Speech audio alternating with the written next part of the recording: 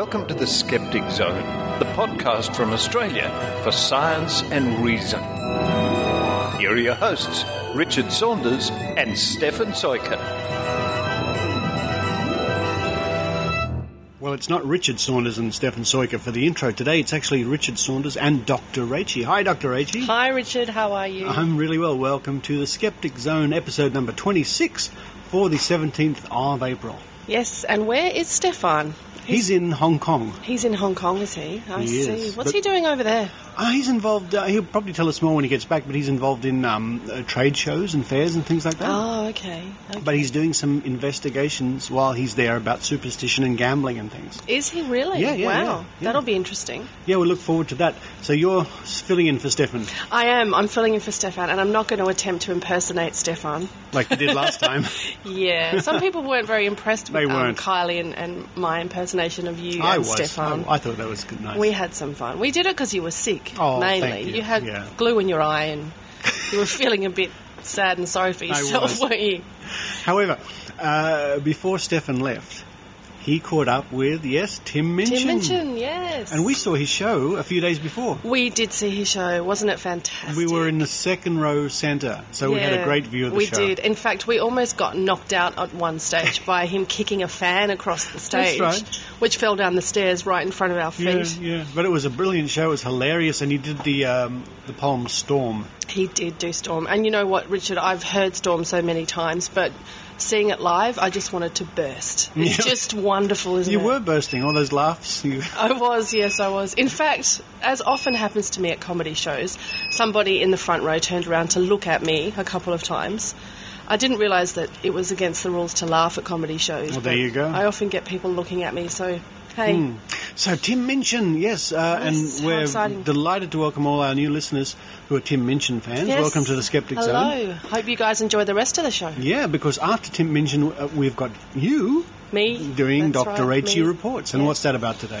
It's about some new laws that have been brought in New South Wales to regulate alternative and unregistered health practitioners. Fantastic. Yeah. And after Dr. Rachie, we have the think tank, where a couple of us, or three of us this time, get together in a local club, have a few drinks, and discuss skeptical matters. And Dave the Happy Singer is once again our special guest for the think tank. Yeah. And then we got a very special report from you. We have, yes. Now, I didn't realise you were going to put this in the show, Richard. I was just kind of goofing off in my front room late last night. But any time I send you audio and say, don't put it in the show, what do you do? I put it in the show. Yes, that's right. So it's very exciting. It's Rachel being buzzed by a police helicopter. It is, yes. But we'll talk about that more at the end of the show. We will. Just have a listen, listeners, and then we'll explain more at the end of the show. Well, okay, it's about time. All those people waiting to hear Tim Minchin. Let's get into it. Let's go.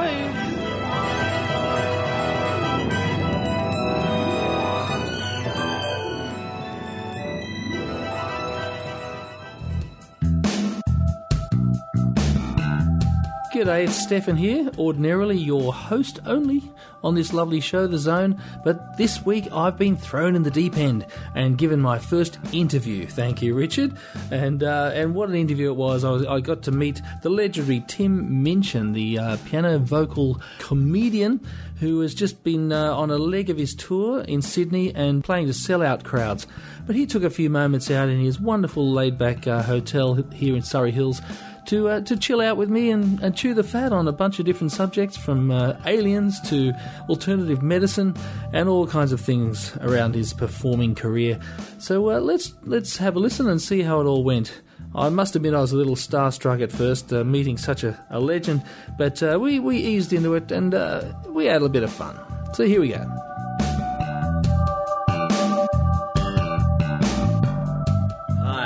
Hey, how's it going? I'm fine. I've got a cold, so I sound... Well, I've got bad breath, so yeah. At the end of this, I'm going to we'll be family, putrefied, and you're going to have a cold. Oh, lovely. It's all about sharing in this. It is, isn't it? Well, it's great to have you here in Sydney. You did a gig last night. Did the Enmore, probably the biggest show I've ever played, actually. Really? Yeah. So I played some pretty big rooms as parts of other bills.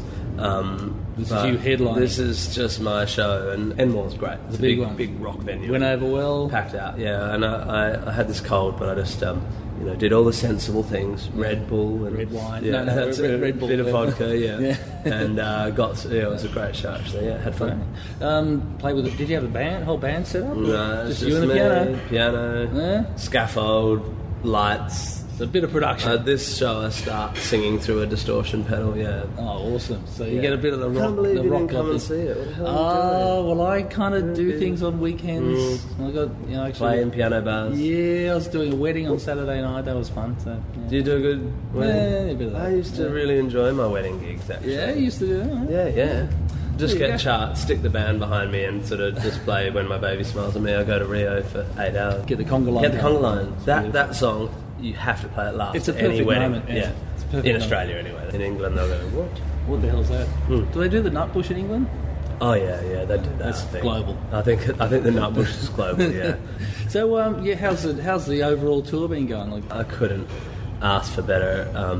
It's pretty hard work. I'm dragging my wife and kid around with me. It's hard work for them. She's very pregnant as well. So another one on the way. Yeah. So it's work, but I haven't toured in Australia for a couple of years, not properly, and the difference between then and now in terms of just tickets I'm selling and it's really good. Bit of a homecoming kind of thing. Yeah. Well, yeah, and it's just progression and things like YouTube and stuff just keep you, and then a couple of little bits of telly, and I did Denton and stuff, and so this time I've come back and I'm in a much better position to do big shows in big theatres. You're getting to the point where people recognise you in the street and stuff. Is that starting to happen? Yeah, that happens quite a bit. It's not quite at a point where it annoys me, but it's at a point where I can imagine where I can really see why performers are weird. Yeah. Because it makes you really. It's not a natural human state to. Everyone knows you. You're meant to. You're sort of. You're meant to look at the world solipsistically, you know. You're meant to look outwards. And when you know people know who you are in a room, you're kind of sitting outside yourself, looking back in, going, I wonder what they're thinking, and how do I look, and that's why actors turn into these sort of completely anxious, ridiculously self-obsessed people. You don't find that's happening to you, though, is it? Well, I think start to change. It's something I think about. I mean, if I keep getting more well known, this is going to be something. Because you're certainly on the way. It's certainly kind of. And I'm out with my wife and baby, and people know who I am, and so they know who my baby is, and it's a weird life. It's what I want to do because I want to be able to perform to lots of people. It's just what I do. It's just like anything, With some of the material you're doing with, like some of your, obviously you're making fun of a lot of things. Do you ever get people come up to you who were offended by something, or they take a particular offence to a line in a song and blow it out of proportion? That sort of stuff? Well, I want people to be upset by what I say because what I say is quite judgmental. I get a few walkouts every now and then. Quite early in my show, because I'm quite obsessed by religion and stuff, as we've sort of gone into with you mob a bit before, and I just find it interesting, and I can't help write about it, but I try and get through it a bit, but it's quite early in the show, my stuff, and really my bugbears this year is just about moral hypocrisy, about the idea that the Bible's perfect, the only place you need to go to for your moral guidance. And all that. Is? Don't tell me it's not. Well, I haven't. The jury's out on that one. And about, obviously, prejudice in the church, its role in ostracising homosexuals and stuff, that sort of stuff that angers me. So I go pretty hard at that, and people walk out and stuff, and there's two things I'm interested in. One is, if you're a good Christian and you don't hate, and you genuinely take Jesus' word, his basic philosophy. You can pick out of it. Yeah, that's right. But I think you can. The New Testament, you can basically. Jesus is pretty good guy, And if you take his love everyone, including beggars, lepers, and prostitutes, and give away your money and stuff, literally, then you're a better person than I am, But if you use the Bible to justify your prejudices, then so nothing I say in my show is knocking good Christians. It's just knocking the bad ones. Most of the ones I know are neither good nor bad. They're like the rest of us. They've got their prejudices. They just have that that filter over the top of it. But I had a really interesting email, not interesting, just one of the really good ones from a 16-year-old guy last night saying, I like your work, I'm 16, I'm Christian, and he wanted to talk about evolution, and came up with one of the classic ID kind of curveballs about one of the beetles that throws poison or something. Right. Yeah. I didn't have I'm sure I can go find the sort of the best evolutionary explanation for it, but I wasn't really interested in that. But they're really considered. He's really considered, really intelligent 16-year-old guy, asking why I'm so sure evolution's right, because there's a huge amount of scientific uncertainty about it. That overstated. Oh, yes. Thousands of scientists just scratching their heads. Yeah. I just say, show me one scientist who has a fundamental problem with evolution who isn't a Christian, and then I'll start listening. Yeah. It's only a philosophical problem. But the other thing he said, why do you lump us all together? Christians are bad and good and all that.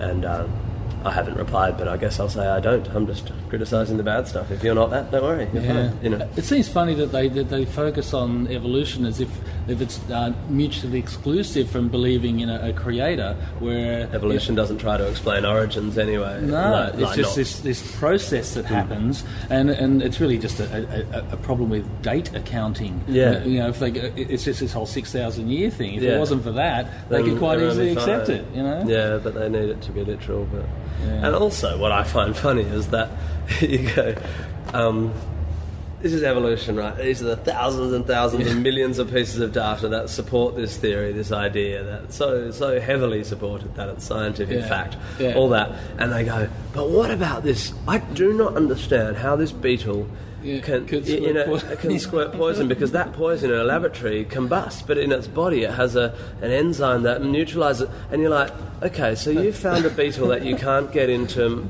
evolution. Can't quite understand. Therefore, God. Yeah, it's pretty crazy. It could be therefore pencil, or therefore dragon, or it's like it's the false dichotomy of if evolution has a crack in it, therefore the Bible. Yeah. Why not therefore the Quran, or therefore any book ever? And why not therefore Robin Hood? Yeah. It's really weird. And really intelligent people seem to not have a problem with that false dichotomy. It's pretty weird. Yeah, the crocoduck thing. Have you heard about that one? That guy from Family Ties canvassing Christianity and going against evolution. He says, well, show me a crocoduck and then I'll believe everything. And there is like a transitional fossil. Of a crocodile, half a crocodile, half a duck. And because of that, then the whole thing. I think I know the guy. I mean, he's proper insane. Kurt Cameron. Not He's James nuts. Cameron. No, James Cameron. He's good. Yeah. He sunk the Titanic. That was a good thing to do. Yeah. So do you get into on the net? Do you participate a lot in that stuff? Less and less as the glut becomes more and more. I mean, I try to reply to well-written emails.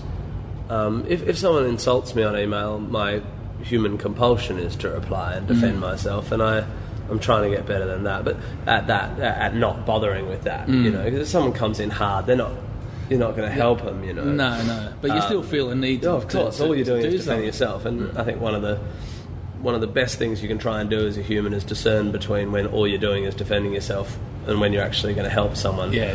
And if you're not actually going to help someone, just shut up, just take the blow, and turn the other cheek. That's their problem, as Josh would say. Yeah.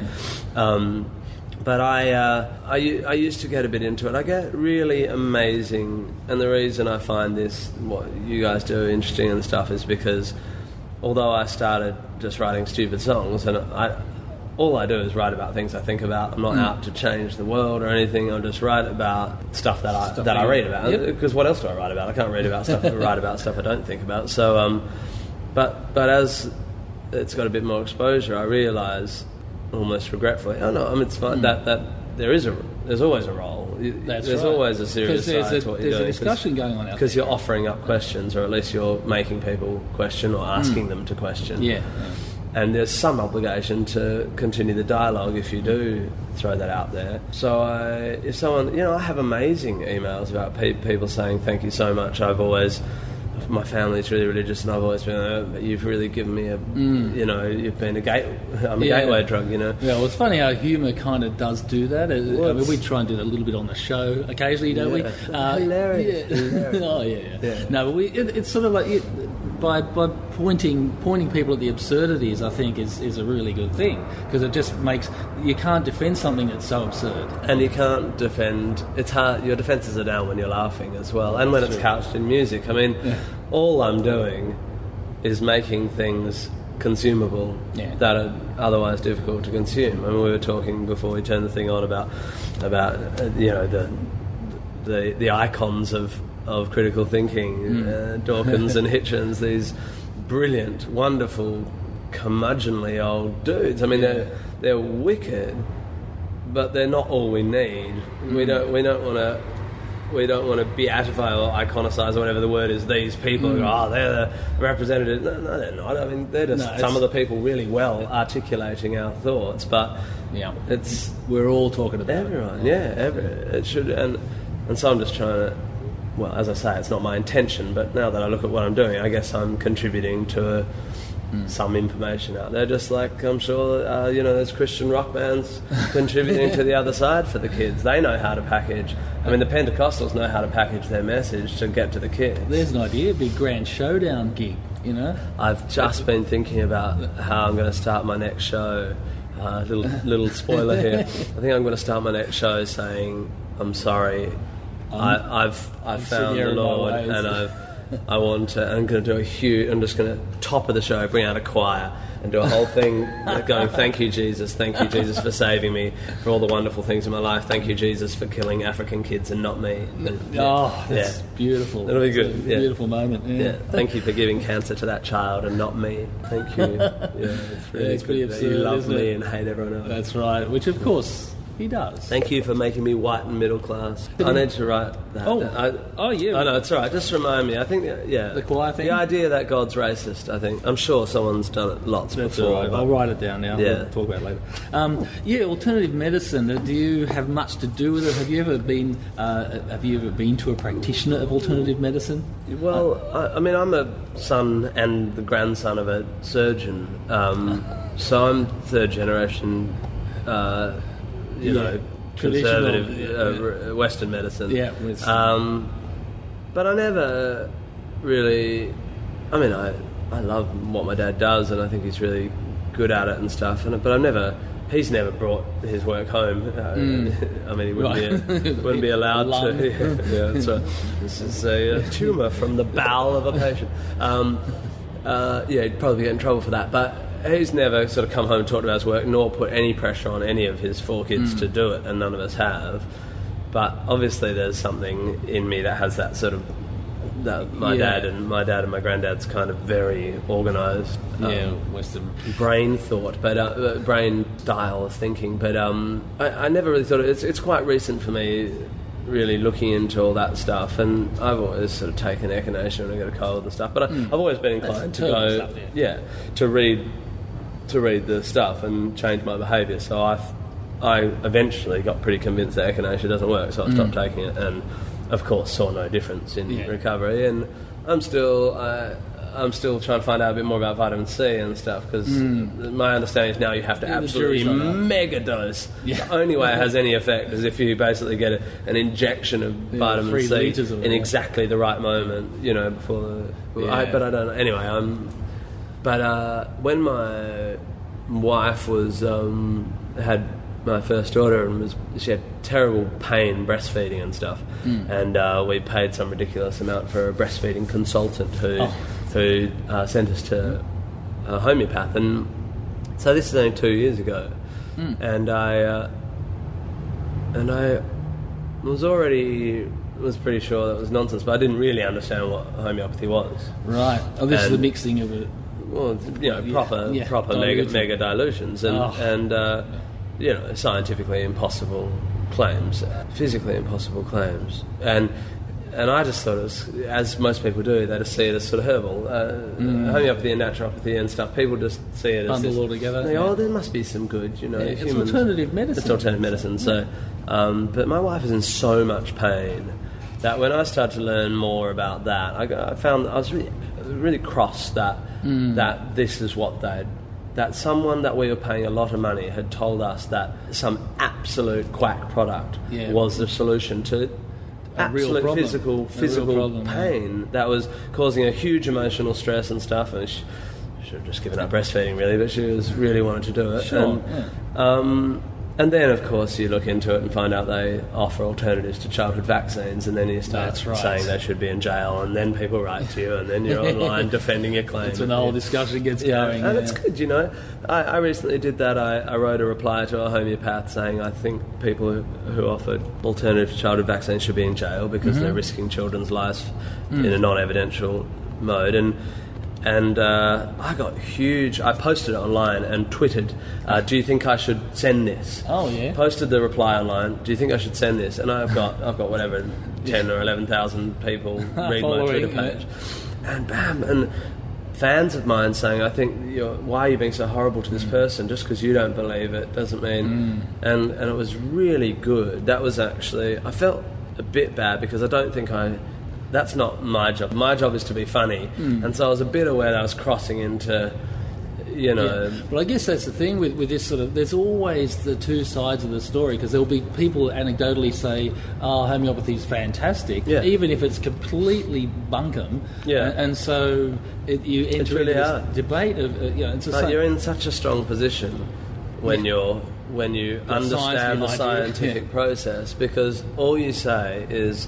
Do you understand that the great breakthrough of humanity was figuring out how to make decisions about things whilst discarding human foibles? So anecdotal evidence involves all your subjectivity. If we do it like this, we don't have that anymore. Why? Surely, do you understand how powerful that is? And if they don't, then that's what you have to explain to them. And there they are debating it on a computer. Yeah, that's which is created by scientists. That's right. Only because it's an extremely powerful thing and a very basic thing, and something I've come to quite late. I've always been an atheist, and I've always been an empiricist. Really, I've never believed in ghosts or psychics or anything like that, because it's quite simple. You don't have to know much to go really, or to just apply Occam's razor to go. Is it more likely that someone's doing circus tricks, or more likely that they're talking to dead people? That's right. And if the latter, by what process? What do you mean talking to dead people? Aren't their voice boxes rotten? Dead people. So without a voice box, how do they talk? And by what means? And if it's it doesn't take much to be sceptical about that. But things like, really understanding, as I'm still learning, why science is powerful is a new step towards being boring at dinner parties. With Storm. Yeah, like Storm. Poor Storm. So with your own performing and stuff, do you have... because with some of these sort of new agey kind of things, people move into rituals and that sort of stuff. Do you have any kind of performance rituals that you do to warm up for stage that actually work because they're behavioural based, like focusing? Or... I don't really. I do when I'm acting. Well, I did when I haven't done any stage acting for a while, and I never had a really sort of fixed process. Now I iron my shirt and put on my makeup, and that pattern seems to put me into the right headspace. And then you go. What about learning lines and all that sort of stuff, or creating? Is there anything that you do there? No, I'm pretty boring, really, and it probably reflects in my work, because my work's extremely, to use the artificial division, extremely brain and not very heart. I have my moments of writing from the heart, but you think your way through everything. When you're working out all your lines and stuff, right. It's quite a intellectual process. Yeah, I'm quite a sort of quite a scientific writer rather than I'm no Bob Dylan. And as always, with taking a skeptical viewpoint, if that's the title, that suits you or whatever. I think Sam Harris is interesting on this, because Harris, obviously on the God stuff, is extremely anti-organised religion, but he's totally into transcendental meditation and stuff, Sure. Yeah. And look, maybe he's misguided about that, but I certainly don't think... it's something that everyone who has a naturalistic worldview has to find for themselves. a line where they're not just crossing over into closing their mind to cool stuff. I don't have any problem with the idea of meditating or yoga or anything. I have a problem with connecting that to some concept of the afterlife or reincarnation.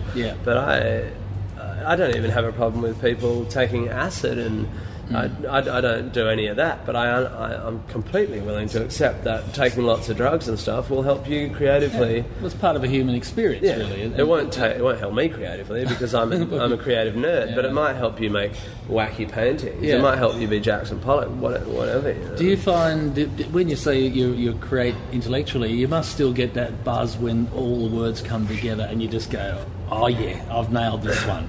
Well, I don't know if I ever feel that, but something like Storm, which for those of you who don't know is a poem set to jazz loops stolen off Logic. Little studio in gag that tells the story of a dinner party, and when I wrote it, it's basically me listening to someone talk about psychics and auras and the afterlife and all that, and then eventually snapping and going, actually, and saying all the things. Actually, I don't tend to say at dinner parties, so I try not to ruin dinner parties, and also I'm not as articulate when I don't have time to make it rhyme. It was 25 minutes when I first wrote it. It was this rambling thing, and because I'm always inclined to justify my positions. It just, when I started bashing, it just went out this way and that way, and started talking about, Chinese medicine and, how acupuncture came to be popular simply because I think Chairman Mao didn't have money to help his people, so he just went, this ancient stuff's really good, and that kind of condescending Western. I'm into Eastern spiritual. No, you're not. You're just bored. And it went all those different directions, and I just had to tighten it. It's like chipping away. So it's a real process. Do you do it at the computer or you write? On the computer. All the computer. Yeah. So I could get whole chunks and go, I don't want to give that up, but I'm going to put it there, and and so I've got pages of stuff, but I find it very satisfying, but in the same way, someone getting it. So you say you don't really. You must get a buzz though. When I first performed something on stage that I think might be good. I mean, that poem. It took me so long to write, much longer than anything I've ever written before, just because of me trying to condense my ideas and realizing how heavy it was. That I knew through all those hours of trying to get the backing track right and all that if it didn't go well on stage, I'd just have to dump it. I mean, you have to accept that not everything you do is going to work. And so when that first went on stage and people went, hey. I was like, so you must have a few things that you've had to discard, and have you got your I wish these worked, or I wish I could pull these out and do them? To be honest, usually I'm pretty prescient about that. Usually they go before they get on stage, and if I put them on stage, it means you're pretty happy. I've backed them. Storm was an exception because I knew it was treading the line where it wasn't satire anymore; it was just a preach. But mostly, if I decide to put something on stage, it stays. Yeah. Of course. For the poor audience. Yeah, that's right. It's more for me. A lot of comedians do 5 minutes, 10 minutes, and in clubs, and they build up a show. For me, it's more like I'm more like a slightly wanky analogy, but more like a painter goes, "This is my latest exhibition. These are my 10 all paintings. The things that I've worked on. That's it. Buy them or don't. But I'm not going to go paint over that now that I've done it. Yeah. So speaking of whether people buy it or not, you're going to try and push into America? Is that the plan? Is it starting to happen? Yeah, I've done little bits there. I mean, I went and came, I've sort of put my toe in 3 times, and every time I get really positive reactions. But it's really hard to build. It's big. A career in 3 continents at once. I mean, I'm still only getting Britain and Australia down, and I've got a kid, and I'm writing a musical this year, and so I'm just trying to work out how to do it. I guess the web's been good in that way. Like it is getting the name out there. It really is. I get a lot of messages from Americans going, "Come to America." Every day, more and more people are sort of discovering me, and that's the great thing about the US is there's especially the college, the online thing is such a massive part of their kind of culture. Is it a matter of some way signing away something to get in with the big people over there? Like Keith Urban did. Sort of get to that point where you think, to crack it big, I've got to sell myself in some way. Do you think that could be? I don't think that would. Yeah, I don't know. I'm certainly not going to change what I do for America, because I think what I do will suit anti-conservative Americans just fine. I think some of the most radical anti-conservative satire, the most radical anti-conservative satire in the world, comes out of America, despite the English and Australian snobbery of they don't get irony like we do. And bullshit. A lot of them don't, but a lot of them do. That's right, but a lot of Australians don't either. I don't think there's a huge cultural distinction there. They gasp at the God stuff more because culturally they're taught to be more respectful. But they like it. They just gasp, But I'm hoping to spend some time there next year. It comes down to stupid things. Like, people are like, why can't I get your CD in America? And it's like, because I'm on this deal and I'm meant to be releasing my DVD through that company, and that deal's not... It becomes about lawyers. So there is there's business stuff concerns going on. And I've got an agent over there and a manager, and they're all going, come over and we'll make you a star. And it's mostly bullshit. Maybe some of it's true. I just got to get over there. So is it mostly... Are you business-wise based in Australia now, or more England? I'm in London. My home is in London, right. I suppose. Yeah. Do you like it over there? Yeah, I love it. Yeah, we have a great little life, Yeah. London's still the global capital of comedy. It really is for your career, absolutely. Yeah. And it suits me. I don't know what I'd do in Australia. You can't tour.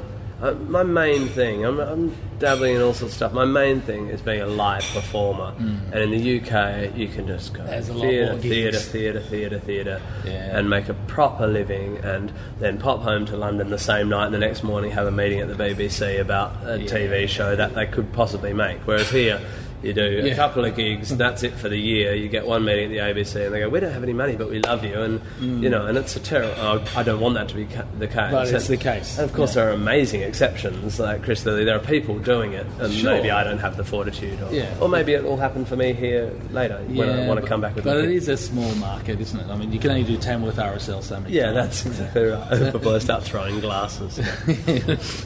One little question I was going to ask you: what is your aliens? Aliens, yeah. What is your take on that? Like, lately they've been doing all these habitable zone explorations and finding planets that could be Earth-like. And what's the hypothesis? Sorry, I'm just getting a tissue. What's the hypothesis? Who's the dude who said that if there's a planet, we should get this light reading off it, because if there's a society that is well beyond ours, they would have built solar panels around their planet, and it should look like this on our readings. Well, I don't know that one, but this is me listening to the Skeptic's Guide. I don't understand most of what they're saying, but what's your take on it? Do you think there's a chance that the universe is just full of all sorts of life, and that the sort of thing that happened on Earth is probably the sort of thing that scientifically would happen kind of anywhere with the same sort of conditions? What's your gut feeling on it? Well, mathematically, my position has always been, and it might be a little naive, that mathematically, if the universe, and especially if it's a multiverse, is as close to infinitely big as we can conceive, then mathematically the likelihood of this having happened almost infinite times is extremely high. But that's the math. The fact is, you could have an almost... The chances of this happening might be 1 in infinity. That's right. So, we don't know. I put it this way, the chance of there being intelligent alien life are, for me, infinitely higher than the chance of there being a creator God. Yeah. Unless the aliens are the creator God. Well, that's true too. I don't too. think so. But still, that's all more likely. Do you look forward to something happening in that way? Do you kind of keep your eyes and ears open? Are you a stargazer? No, I'm not. Lie awake at night. Robbie Williams. Save me, aliens. Come on, aliens. Hate me for this world. I'm sick of being a nerd in a rock star world. Take me away. I think it's funny in a way, because it would certainly change our perspective. Like once they went there, even if there's some fungus growing on another planet, it would certainly change a lot of people's perspective, I think, and that's probably what I'm thinking. I'd love to think it did. I think we're so hardwired to think that the universe revolves around us that I don't think Galileo, Copernicus and all the big guys put together have ever even chipped away at the human desire to feel like the universe revolves around them. Which of course it does. It does, we're of the course. best primates in the world. But not only that, it's, like I was saying earlier, you can only look outwards from your tiny mind. I mean, it doesn't matter what you conceive of and how much time you spend thinking about the stars and how small you are. You wake up in the Still just a morning human. and when the taxi splashes you, you wonder why the taxi splashed you. You know, there's only one way to look at the world. I don't believe anyone who claims not to be a solipsist. But I think it's changed. I would suggest it could be changing a bit with the whole networked world. That people are starting to have to basically surrender their individuality in a sea of this massive population of people. Like you get on. I totally know what you mean. You know, I mean, you get on YouTube, Twitter. I mean, you could have 1,000 people following you, or 20,000, but you haven't got 100,000. Yeah. I don't think it. It comes down to semantics, really. I mean, the question of altruism is really interesting and how that's changing because of information and our access to. Mostly, historically, if we see a bit of grainy footage of a whole lot of Iranian women going, we don't get it. We don't understand. They're grieving. They're different from us. We don't feel the emotional pull we feel when we see the bushfires. Not even close. However, tsunami was an absolute almost sea change, so to speak. A wave of altruism. I mean, we gave at an unprecedented level to people who are not in our group. And that's really interesting. So we're behaving more as if we understand that other people matter and all that. However, altruism is always a selfish act because you go, I feel better now. You know, that's right. That's beside the point. It's still good to give. Just because it makes you feel better doesn't mean it's not better than not. Yeah, sure. You can make yourself feel better by giving your money away, or you can make yourself feel better by getting a whole lot of teenage whores to sniff cocaine off your bum. You know, just because they're both selfish acts, but one of them's a better selfish act than the other. You know? Which one? This we're going to have to tune in next time when we've done the double-blind experiment on whether altruism or crack whores are better for making you feel good about yourself. Well, Tim, it's been really good to have you here. Thank you for sitting out by the pool. It's There's glorious. A pool here. It's a glorious You place. will never understand how cool we are. Oh, the lifestyle that he's leading is just phenomenal. Snot babies. It's great. We'll see you next time. I look forward to that. All the best for the rest of the tour. Okay, bye.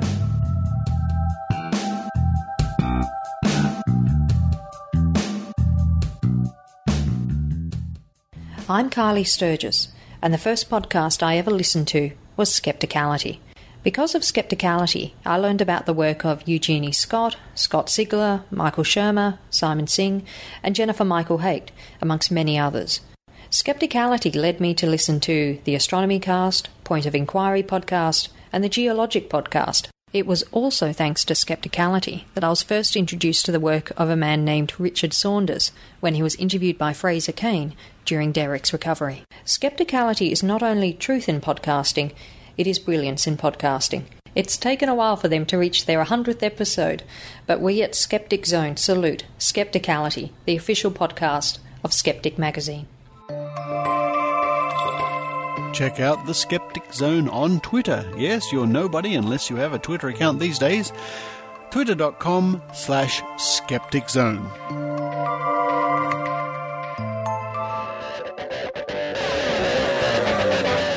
Hi, I'm Alistair Tate, host of the new bi-weekly podcast, The Pseudoscientists, the official podcast of the Young Australian Skeptics. Join Elliot Birch, Darley Breedis, Jason Ball, Jack Scanlon, Tay Rush, and myself to hear what our generation have to say about quackery, science, and the issues that concern us. Subscribe to our podcast, located at youngozskeptics.com. Hello, Dr. Aichi. Now it's time for Dr. Raichi Reports with Dr. Rachel Dunlop. Have you ever heard of a friend having a bad time with an alternative practitioner? Maybe their acupuncturist left them bruised and battered, or their homeopath told them they could cure their incurable disease with an expensive potion, only it wasn't to be. Maybe it's happened to you. But what would you do if this did happen to you? Who could you turn to for help or to make a complaint? Hello everyone, and welcome to Dr. Rachie Reports. For many years now, unregistered practitioners such as naturopaths, acupuncturists, Reiki practitioners, massage therapists, iridologists, dietitians and the like have been without any accountability for selling bogus or dangerous products and or services.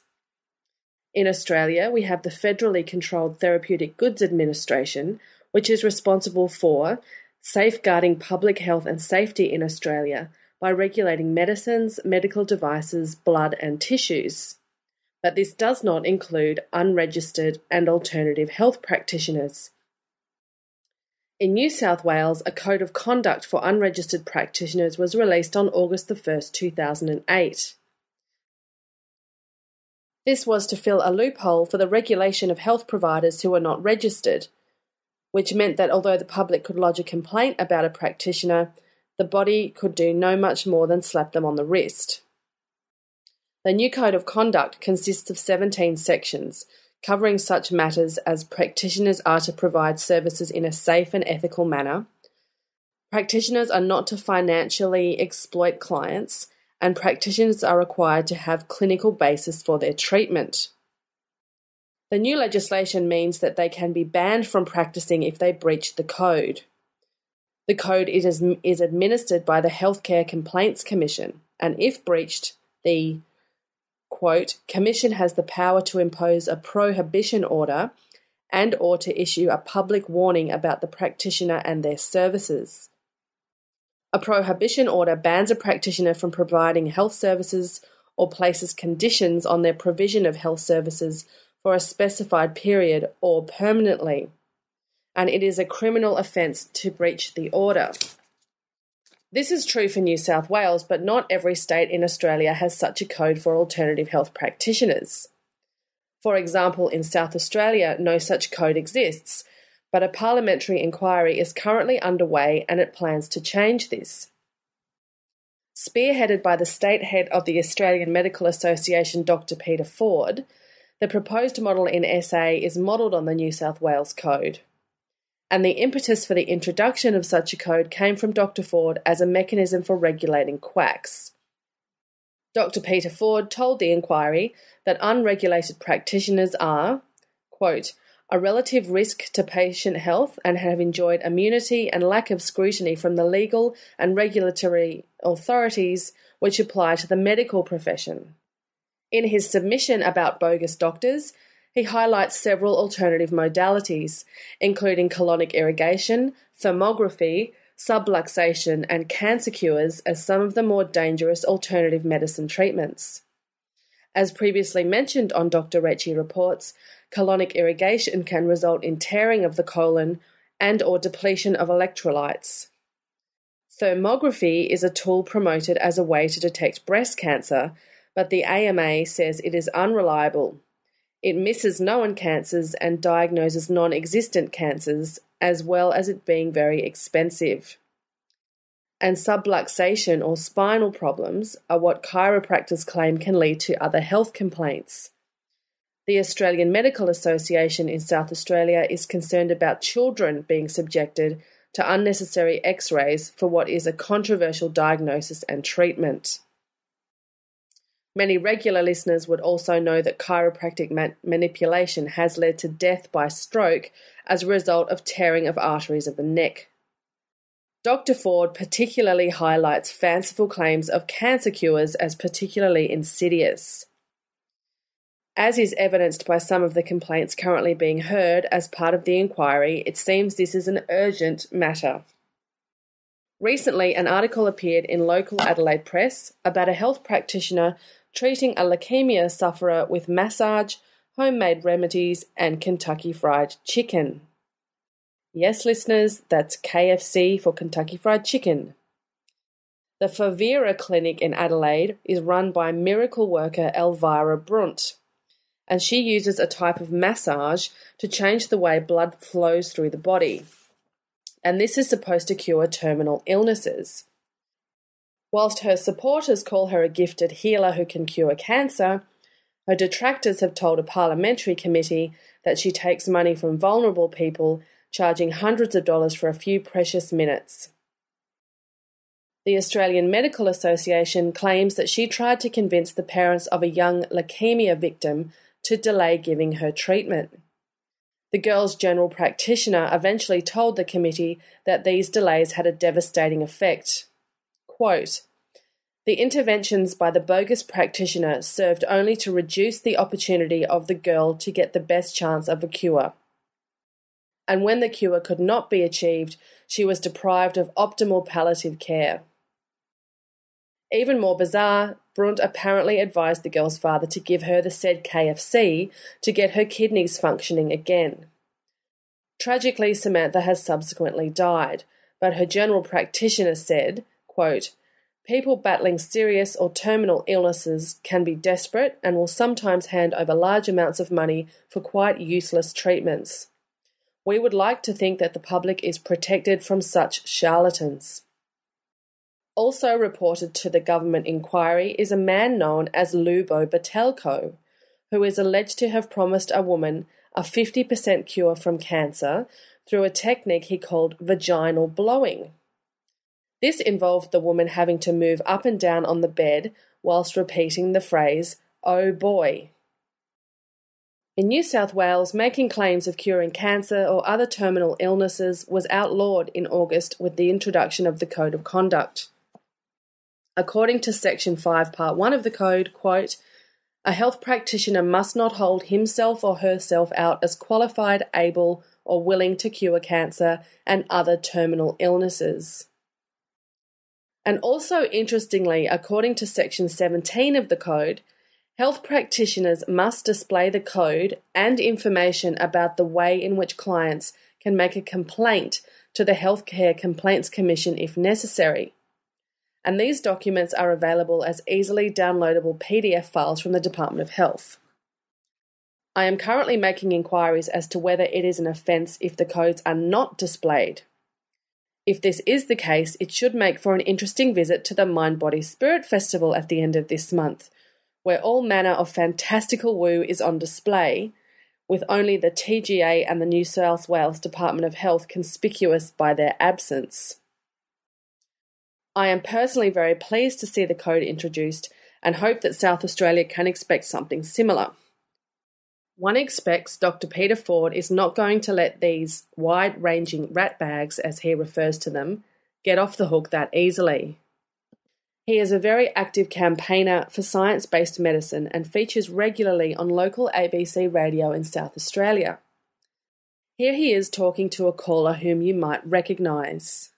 Now, just quickly, Rachel from Upper Sturt has a question for Dr. Peter Ford, President of the AMA. Hello, Rachel. Hello. Hi, Peter. How are you? Yeah, I'm well, Rachel. I'm so glad to hear you talking about alternative medicine and quackery and warning people about this stuff.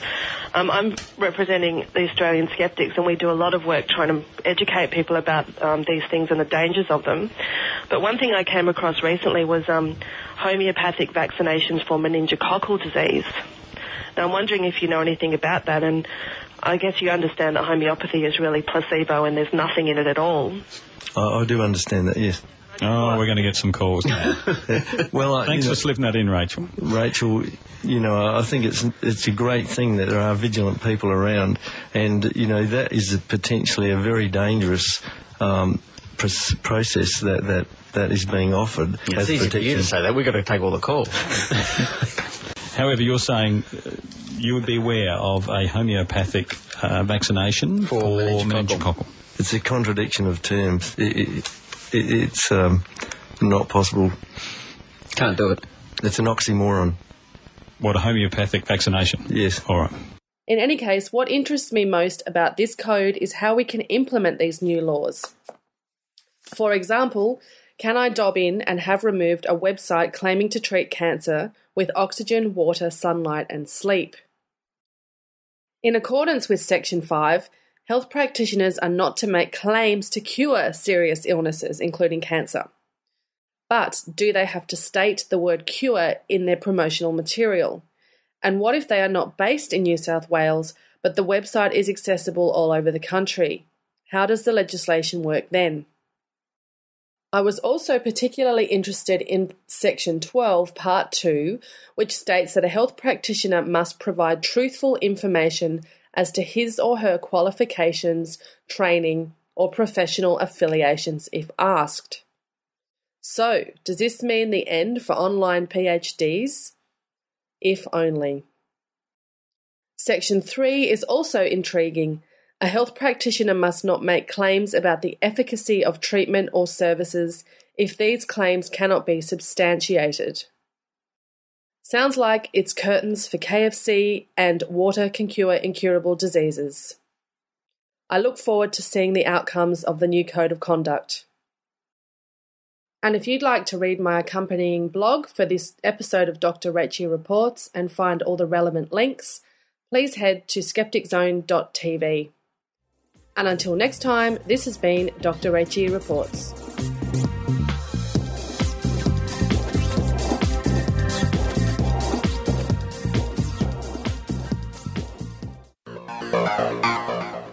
Hi everyone, this is Andy Kaiser.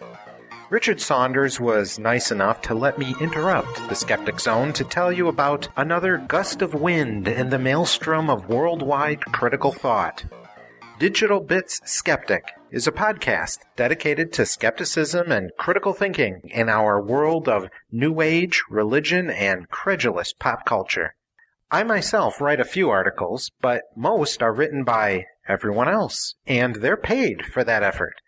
If you're an expert in your field, if you need a forum, or if you want to make an impact on not just the skeptical community, but the world at large, I'd like to talk to you. Or if you'd just like to listen to a quality skeptical-minded podcast, that's great too. Find Digital Bit Skeptic at www.dbskeptic.com.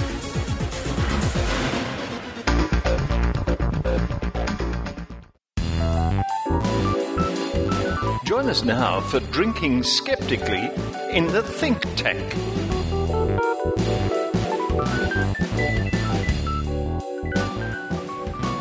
Welcome to the Whoopee Cushion Show. Welcome to the... I'll keep that in, you know that. Welcome to the Whoopee Cushion Show, otherwise known as the Think Tank. Hello, Rachel. Hi, Richard. Dave, the happy singer. Hello, Richard. Cheers. Cheers. It's not really the Whoopee Cushion Show, is it, Rachel?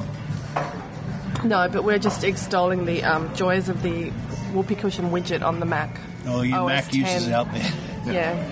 Dave, great to see you again. Yes, it's great to be here. Thanks for coming along. Move closer to the old microphone over your plate of delicious wedges there.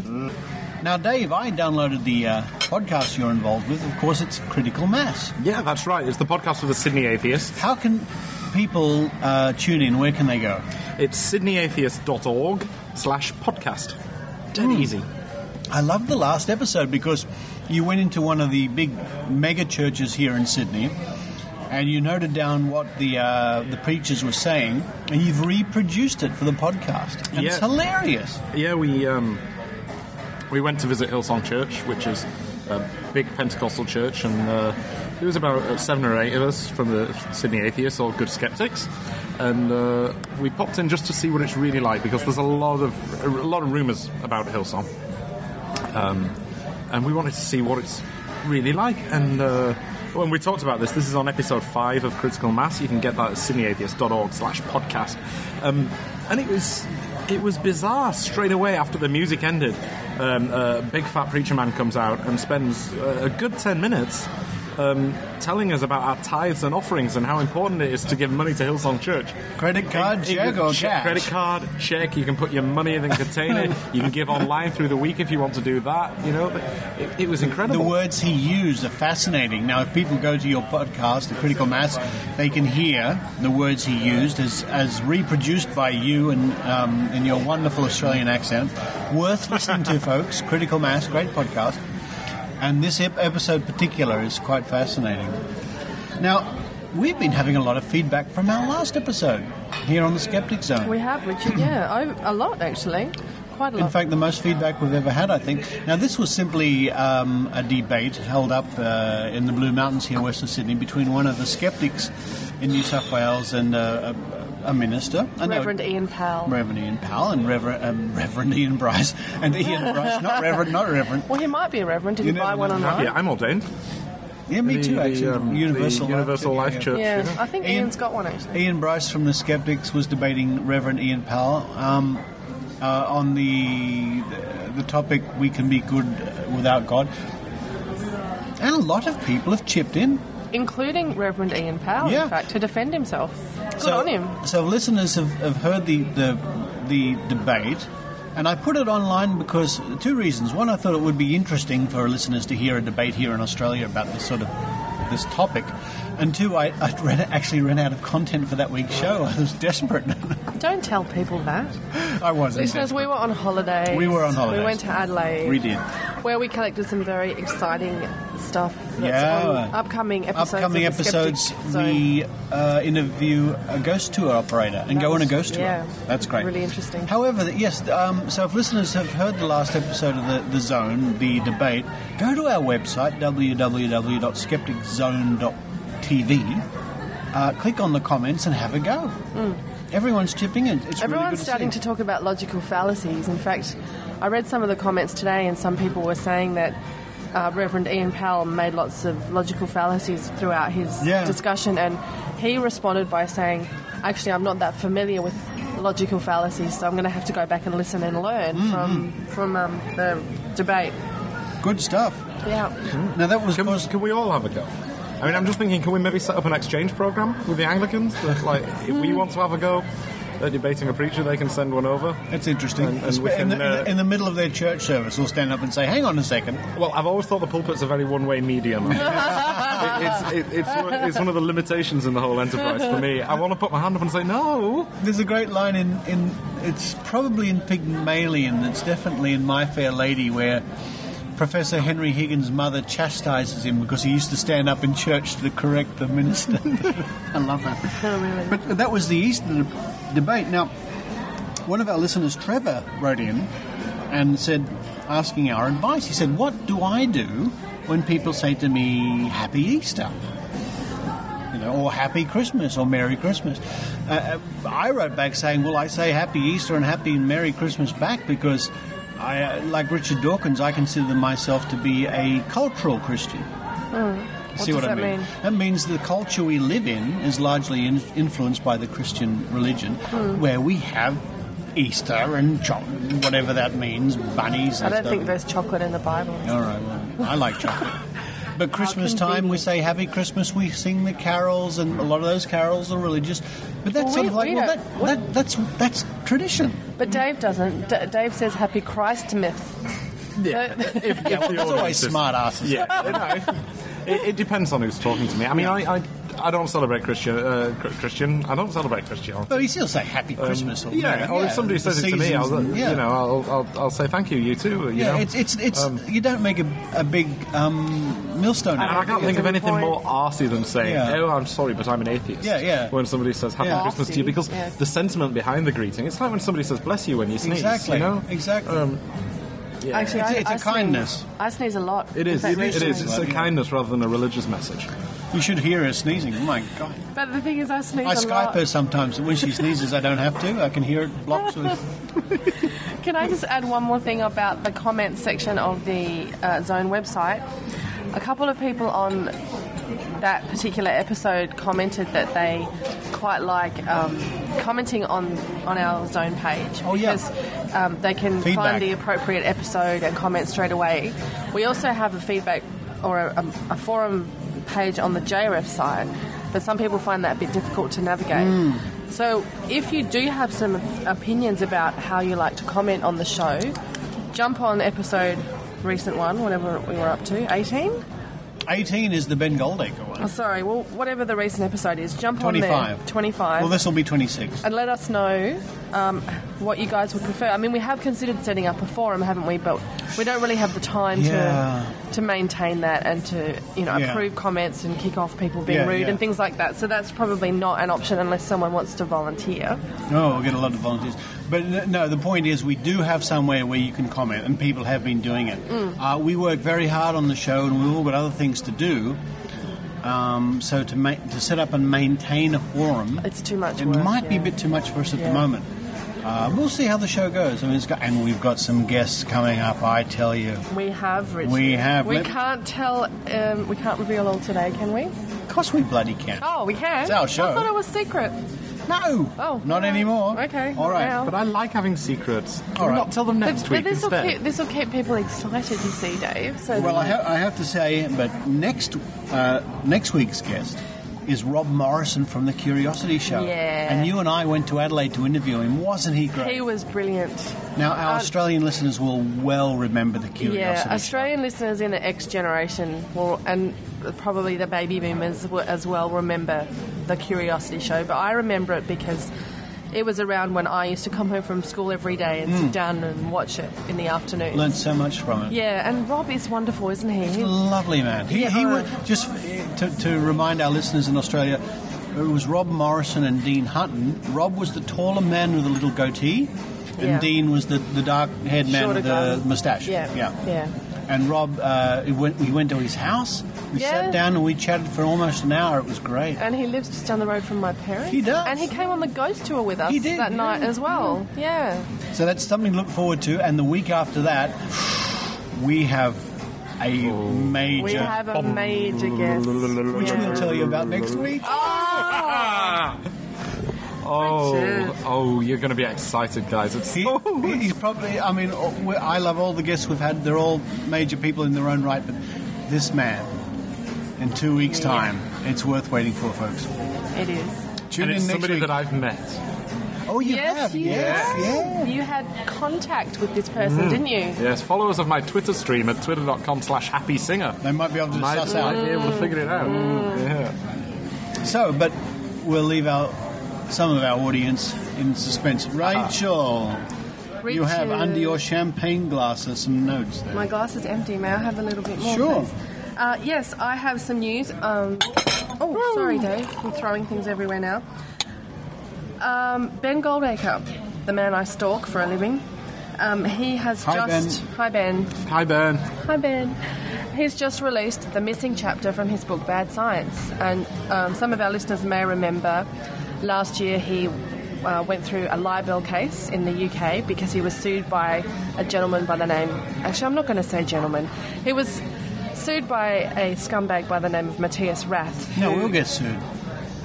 Well, that's fine. All right. I don't have any money. You don't have any money? All right. Yeah, but he's obviously not very good at suing people. No, he is. He sued Médecins Sans Frontières. If listeners recall, I interviewed Ben about this in episode 18, right? So anyway, he had to leave that chapter out of his book, Bad Science, because of the court case. Well, the court case is finished. Rath pulled out, so essentially Goldacre and the Guardian newspaper won. So he has now released that missing chapter called The Doctor Will Sue You Now. You can find it online for free. Yeah, it's clever, isn't it? At badscience.net. You can. It'll be released in the paperback version of Bad Science, which is about to be released in the UK. But if you already have bought the book and you want the extra chapter, go to badscience.net. Or go back to episode 18 and listen to the interview I did with Ben, because it covers everything that's in the chapter. It's a great interview. Yeah, it's really interesting stuff. Oh, now, talking about Ben Goldacre, we're going to Melbourne. Oh, yes, we're all going to Melbourne. Which has nothing to do with Ben Goldacre. No. That's a terrible All right, folks, segue. Rachel and I and Dave, the happy singer, and our reporter, Kylie Sturgis, are all heading for Melbourne. We're going to be giving some talks on the 30th of May. 30th of May. And if you want to find out more information about this, please go to the website of our dear friends and colleagues, the Young Australian Skeptics, which is Young Aus Skeptics, AUS, skeptics.com. They have a fantastic podcast which we love to promote called The Pseudoscientists. They're all our dear friends, although we haven't met them. We haven't met them, I met Darlie Breeders. But you don't remember? I don't remember because she was in an audience where I gave us a talk once. But also, it's also on my blog, The Skeptic's Book of Poo-Poo. So go to skepticsbook.com and I've got details about it there. So there'll also be details at davethehappysinger.com. That's number one mention. So it's going to be a double header. Yeah. I will do a talk about alternative medicine and my experiences as a podcaster and blogger and a scientist dealing with alternative medicine and all the sort of woo that you hear in Dr. H every fortnight. Yep. And you will talk I'm going to be talking about Skepticism 101, which is a similar talk to the one I gave in Atlanta, Georgia for DragonCon, which went down very well. Okay. And boy, when you talk and James Randi's in the first row, you think, oh, it's quite an experience. Richard, can I sing a song there, please? Yes, you can sing a song. Yeah, sure. So, Dave wants to sing a song, maybe an intermission or something. Now, despite Dave singing, please come along. Now, we loved his Fresnella the Year Candler song. That was good. So there'll be Dave singing, you and I talking, there'll be members of Kylie, our other reporter from the Skeptic Zone, and probably all the young Oz skeptics, the pseudoscientists will be there. A big night. A big night. So those people in Melbourne, or if you're listening to us in Addis Ababa, please fly over anyway, or anywhere. Sure. Or Brisbane. Or any other city. Or any other city. So it's the 30th of May. I think the talk is going to be at the... Well, we think it's going to be Melbourne University, but it's not confirmed yet. Not quite confirmed yet. You can meet most or a good chunk of the Skeptic Zone, probably all the pseudoscientists from the Young Australian Skeptics. And the famous Jack Scanlon, who we think is probably... the most awesome person in the world. But he's also moonlighting as a 17-year-old in a tactilic hoodie when really he's a retired archaeology professor. That was my idea. That hoodie was my idea. I know it was your idea. I'd like to take credit for some of his genius. Yes, no, his hoodie is good. Now, if you think you can help us get to Melbourne, contact the Young Australian Skeptics. Yeah, absolutely. Any contributions will be gratefully accepted because, we're all flying down there and we've got to hire the room and all the rest of it. But we're hoping for like 200 or 300 people to be really great. We're hoping. And we're also hoping to get some press coverage and so it's going to be huge. What things will you be talking about, Dr. Reggie? Oh, what will I be talking about? Well, some of the things. It's a segue, so you can talk about some other of the things. Okay, there's a segue. Yeah, your segues are so good. I will be talking about things such as HIV/AIDS and the Pope. Now, look, everyone knows the statements he made recently about condoms actually making the epidemic worse. Now, in Australia, we have a cardinal whose name is George Pell. Now, he's very well known in Australia for saying lots of controversial and often incorrect things.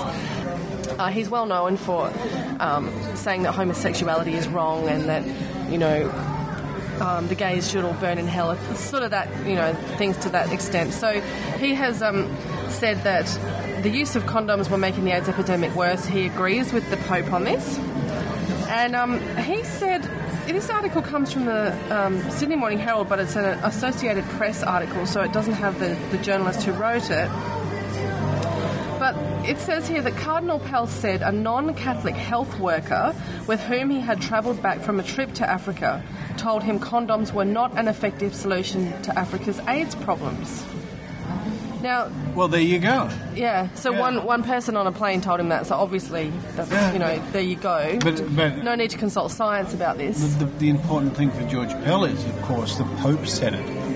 Oh, yeah, of course. Now, so he's just you got to feel for George Pell and his brother cardinals. If the Pope says it, goodbye, good night, Gracie. You can't. What is he going to come out and say?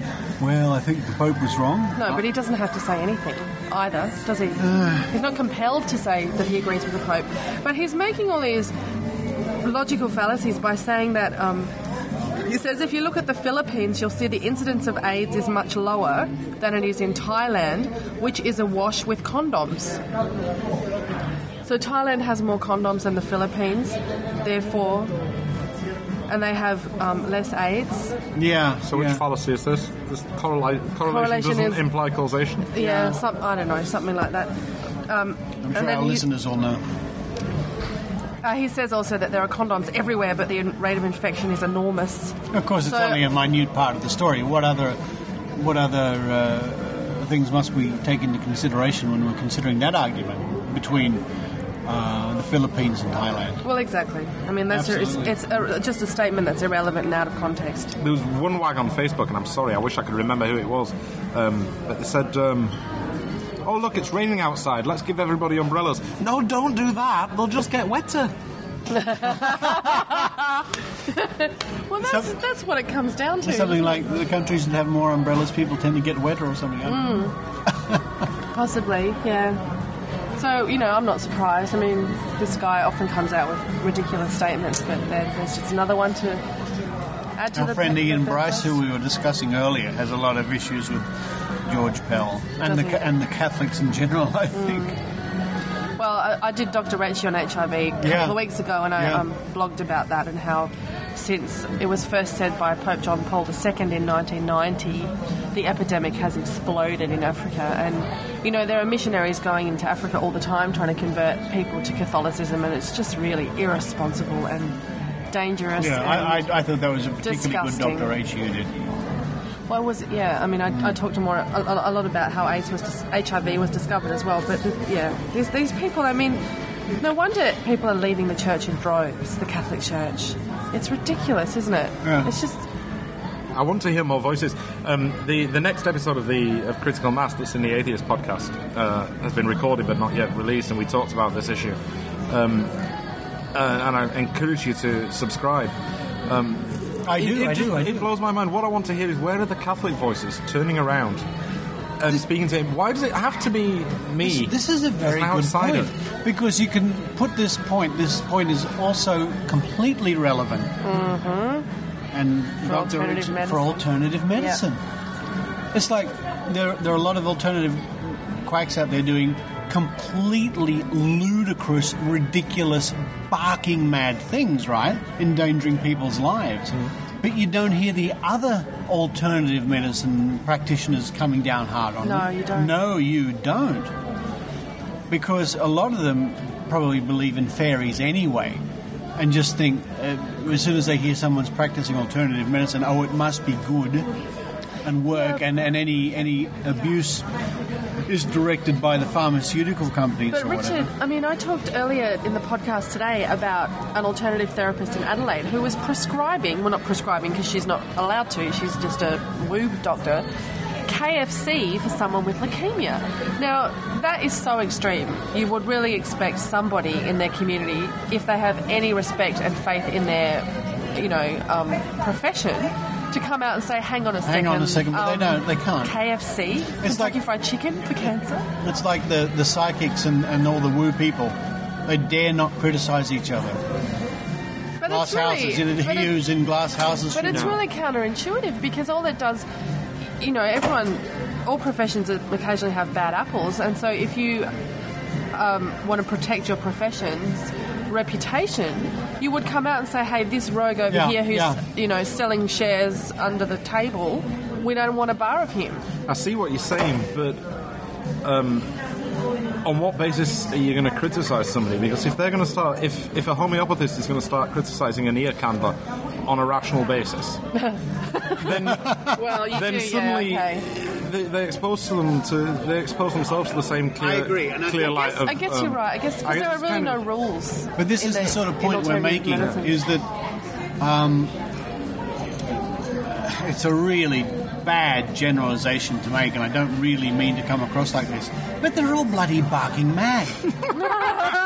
You don't mean to come across as... I'll take that back. Say what you mean, Richard. They're completely bonkers. And some of them are very shrewd businessmen. Oh, all right. For the ones that aren't shrewd businessmen and knowingly conning people, the rest haven't got a good grip. They really haven't. But I just don't understand how you can come to the conclusion that you're getting kidney failure because of leukemia. Have some Kentucky Fried Chicken. I'm sorry. You might as well. But the worst part about that, and the most tragic part, is what I talked about earlier, is that, these people believed it and did it. Maybe they like Kentucky Fried Chicken. I don't know. The girl, anyway. I know. It's too frustrating. Anyway, let's wrap up the old thing tank tonight on a happier note. Dave. Yes, mate. Can you give a big shout out to that friend that you met in the Kellys? Oh. Hello, George. Thank you for listening to the show. Please come along to Skeptics in the Pub. We're always delighted to get your feedback, and if you can do it in a pub in person, that's the best way to do it. If you do it with a big glass of beer in your hand, that's even better. What, beer for you or for him?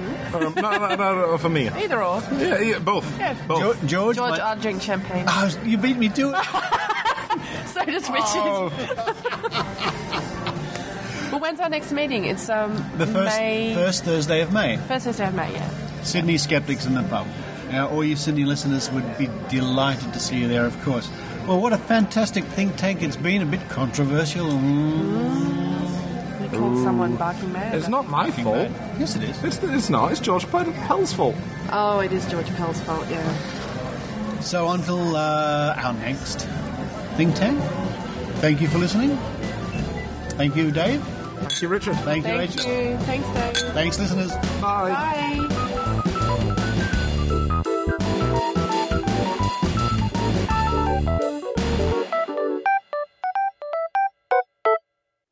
Yes, the Skeptic Zone is heading for Melbourne. Dr. Raichi and myself, Richard Saunders, will be giving talks on the 30th of May.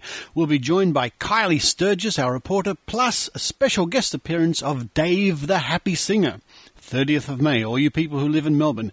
If you want to help get us there, you can make a donation by visiting www.skepticzone.tv and using the PayPal button. Any contributions would be greatly appreciated. See you all in Melbourne on the 30th of May.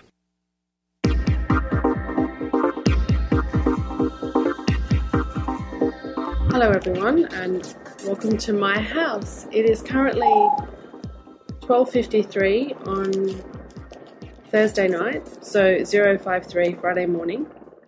And I don't know if you can hear that in the background, but that is a police helicopter hovering at the end of my street. It's been there for quite some time now, possibly 6 or 7 minutes, and it has a spotlight aimed on a target that it hasn't moved away from for that amount of time. I'm just going to have a poke out the window and see what it's up to. Yes, it seems to be focused on a particular target. It's really quite loud, and earlier this evening it was hovering around, buzzing around sort of the Redfern area. I'm quite used to that. That happens most other night, actually, and I assumed that was just because it was checking stuff, but I think in this case there's something going on. So I'll check back with you when I find out any more information. Oh, and I've tweeted it, so people might be able to tell me. Okay, I'm just going to put you out the window so you can maybe hear it a bit better, because it's really quite loud. So I'm currently leaning out my front window. To the left of me I can see the skyline of the city of Sydney, and 180 degrees to the right I can see the runway of the airport.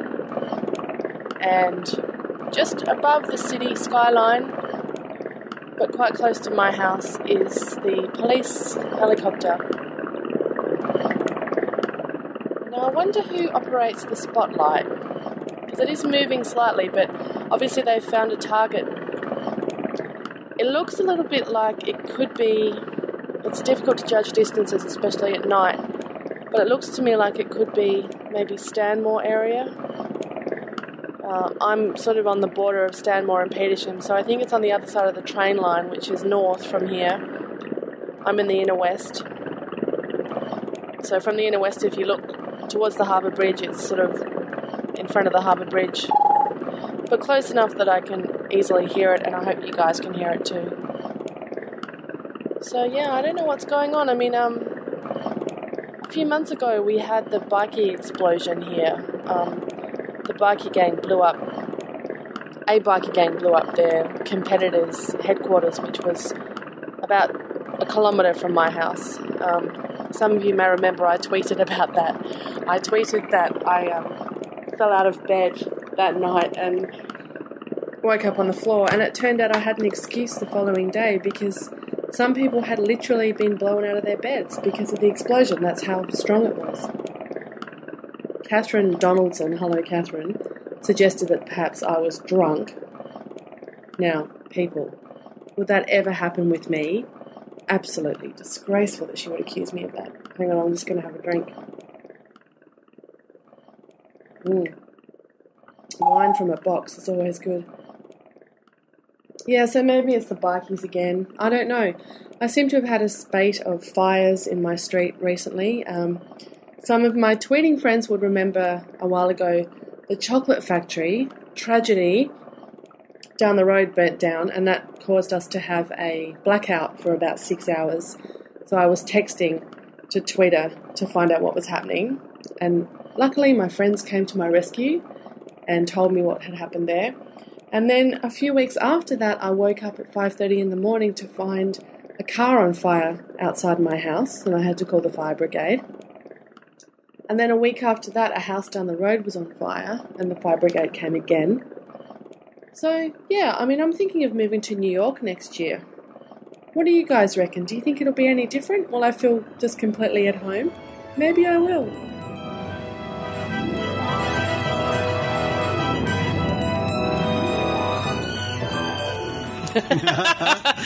Oh, Richard, why did you have to put that in the show?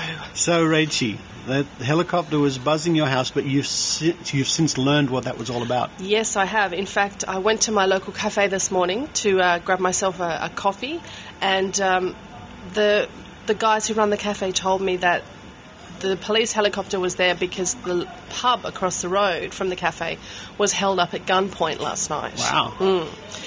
It's happened before to this particular hotel, but apparently it was stormed at about 11:30 by about 3 men with guns. Wow. They forced all the staff into the cool room and locked them in the cool room. Wow. That'll be on the news tonight, probably. I guess it will be, Here in Australia, I checked on the internet just earlier. I didn't find anything. But, yeah, it should be. Yeah, a scoop for the Skeptic Zone. Oh, yeah, I didn't realise we were getting a scoop, a news. Reporting drama and crime in the street. Well, it's apparently 2 of the offenders have been apprehended, but they're still looking for 1, I think. But, yeah, I just heard this from my boys at the cafe, so, yeah, not good. Wow. And it was really close to my house. Wow. So. Well, thank you for doing that special report. Oh, look, I'm also an investigative journalist, Richard, you know, amongst other things, so it's not a problem. Now, we sort of were teasing people earlier on in the think tank about a special guest coming up, but we've got to spill the beans. It's so special. We do, in and we 2 are weeks, so excited about this. On the 1st of May, the Skeptic Zone episode, our special guest is Stephen Fry. Yes, Mr. Stephen Fry. And he's such a nice man, I can't even begin to explain. He really is, and he gives a wonderful interview. And he's going to be talking to our Kylie Sturgis. He is so generous with his time, and there's a big backstory to this, folks. Yeah, You'll never know. No, but we might give our listeners a bit more information one day during that podcast, maybe about the story of how we got Stephen Fry. Yeah. But it's great. No, wonderful man. So that's to look forward to in 2 weeks' time. But in 1 week time, as we said before, we have Rob Morrison from the Curiosity Show. Yeah. Oh, listen! Can you hear that? That's the Curiosity Show theme. That takes me back. It takes me back to my school days when I used to run home and plonk myself down in front of the TV to watch the Curiosity Show. Well, thank you, Rachie, for filling in for Stefan. You're welcome, Richard. And thank you, everybody, for downloading the Skeptic Zone. Please tell your friends and your enemies about the show. And don't forget that our next show's big, and our show after that's even bigger. Yes. Until then, bye. Bye. You've been listening to the Skeptic Zone. Visit our website at www.skepticzone.tv for comments, contacts, and extra video reports. Skeptic Zone.